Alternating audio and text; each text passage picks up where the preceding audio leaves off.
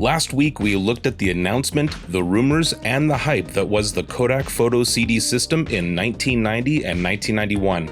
This week, you'll see everything leading up to its release in 1992.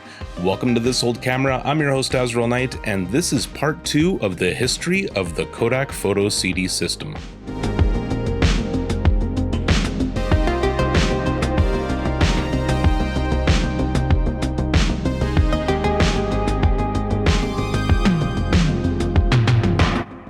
(1992) began with the announcement in Studio Magazine of the integration of the Photo CD with a Windows-based software called Image In. Image in Color and Image in Color Professional have been integrated with the new Photo CD system from Eastman Kodak, says Studio. They provide the editing tools necessary to retouch, crop, rotate, stretch, or caption images to prepare them for export to desktop publishing applications. Also, Image in Color Professional offers full CMYK 4-color separation capability for the professional user. If you're like me, by now you're wondering how so much coverage can be done with so much detail on a product that hasn't even been released yet.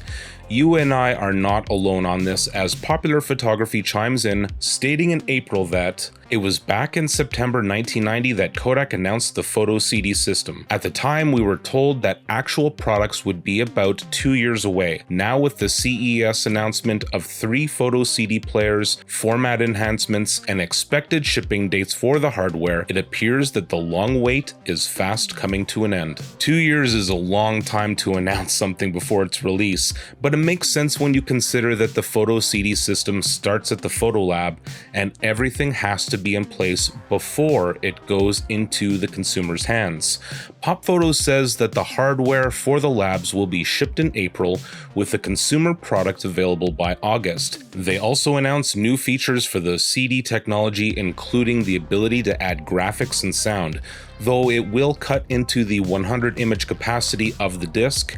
How the sound will be integrated is not mentioned, but Kodak denies the concept of a 35mm camera capable of recording audio. 3 models of the Photo CD players are also mentioned: the PCD 270 at about $400 USD, a full-featured and multi-disc capable PCD 870, and another yet-to-be priced PCD 5870. Fuji and Konica also came aboard, announcing their support for the Photo CD at their photo finishers. Dave Howard of Camera and Darkroom was an unlikely cheerleader of the Kodak Photo CD system after seeing a demonstration of it at the 1992 PMA show in Las Vegas. I think Kodak has a winner on their hands, and I would particularly like to applaud them for their approach to the silver halide versus electronic imaging controversy. While many have been predicting gloom and doom for traditional photography, Kodak has had the intelligence and foresight to realize that both technologies are superior at different aspects of the imaging process, and has chosen to blend the two for the enhancement of both. As any gardener can attest,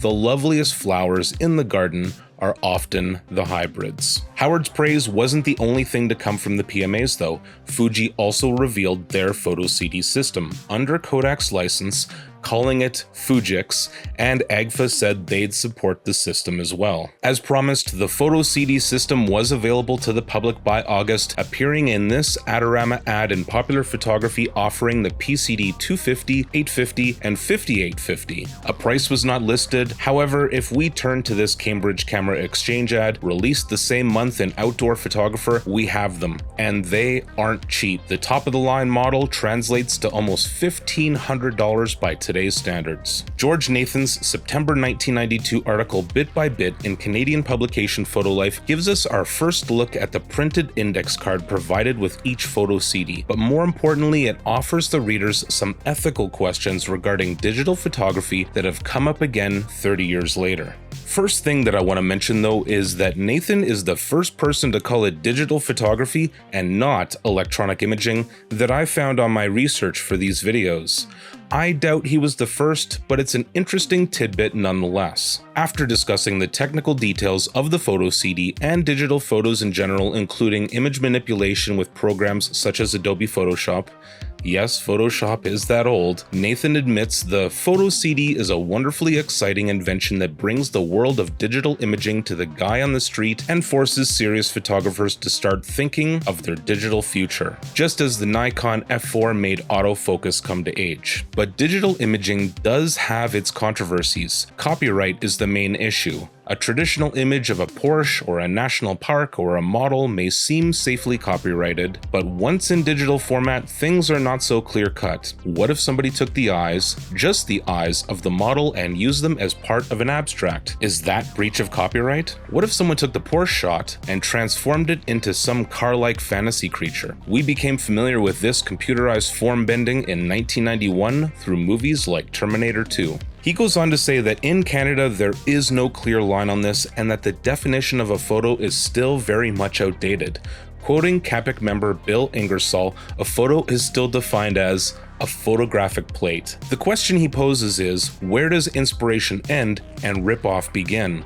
A question that has been showcased again with the revolution of AI-generated imagery in recent years. Finally, in October 1992, we get our first full review of the Kodak Photo CD 25 months after its initial announcement. Larry White reprises his role of Photo CD reviewer along with Eleanor Stecker in this thorough examination in popular photography. CD or not CD goes into great detail of what one can expect with this new technology. We get our first detailed look at the Kodak Photo CD remote for their players. The controls are grouped into 3 sections. The top gives you audio CD functions for when you play music, the bottom has all the Photo CD stuff, and the middle is where this Venn diagram of a remote has all the crossover buttons. The prices are official for 3 models. The PCD 270 is $449, the 870 shown here is $549, and the 5870 is just $100 more at $649. Pretty confusing when you consider we saw 3 other model numbers listed as 250, 850, and 5850. Those don't seem to be mentioned, but an eBay search shows that they do in fact exist. Here's a chart showing what each player offers. My biggest takeaway from this is the base model will not allow you to view your photos in full view. This is pretty crucial as TVs of the time were basically square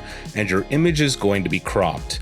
To not be able to back it up to view it as a whole seems dirty pool to leave out. Something that will be even worse if you are viewing a vertical shot. The full view also has its drawbacks. As shown here, your photo is reduced in size dramatically. As this was a collaboration with Philips from the start, we also see their Kodak Photo CD player, which comes in at a steep $799. Called the Philips CDI, I for Interactive, the player allows you to use, in addition to photo CDs, an encyclopedia, video games, music, and more. An example of this is a 35mm photography learning disc from Time Life. The remote is a great deal more basic than the Kodak one we saw, which is surprising considering it's the most expensive player we have seen. Important to the consumer is answering how making a print compares to a conventional one, and at a glance they look about the same, with the electronic print on the right and the silver print on the left. Under scrutiny, however, it's clear that the conventional print wins on sharpness and detail, but as PopPhoto points out, this is due to the printer and not the scan itself. Getting your negatives transferred to a CD is also pricey.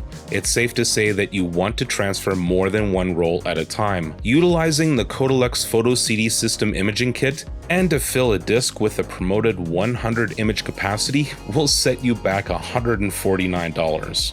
Getting a single roll of film at 24 exposures developed with a CD at the lab will set you back $20 or about $30 with prints. PopPhoto is pretty clear to the uninitiated what the Kodak Photo CD is and is not. It is a hybrid image system that stores conventional film in digital form and a good way to produce video slideshows, but it is not an electronic camera system, archival, or an alternative to film. Much of what PopPhoto has to say reads out like a manual, though they did admit their test audience was a little skeptical. In their conclusion, they had this to say. So should you run down to your favorite high-tech toy shop and plunk down $400 or more to jump onto the Photo CD carousel? Will your new Photo CD player replace your old Kodak carousel projector? It depends. Just as many people have been transferring movie film to videotape so they can avoid lugging and setting up projectors and screens, we feel that transferring slides to Photo CD can yield similar convenience. While videotapes often contain still images, the superior image quality of Photo CD makes it a better choice when your show consists solely of still pictures. Although we feel that the initial pricing for customized transfers is rather high, we expect that prices will come down as Photo CD volume increases. This page here shows us the state of photography in 1992 if you want your film converted to digital, and it looks a bit overwhelming, but it serves as a great visual of just how far we've come. Thanks for watching part 2 of my mini-series on the Kodak Photo CD system. If you want to help support this channel, please consider subscribing to my Patreon. You'll get early access, free prints, and more. Go to patreon.com/Azriel to subscribe. You can also join my newsletter, and until next time, stay classic.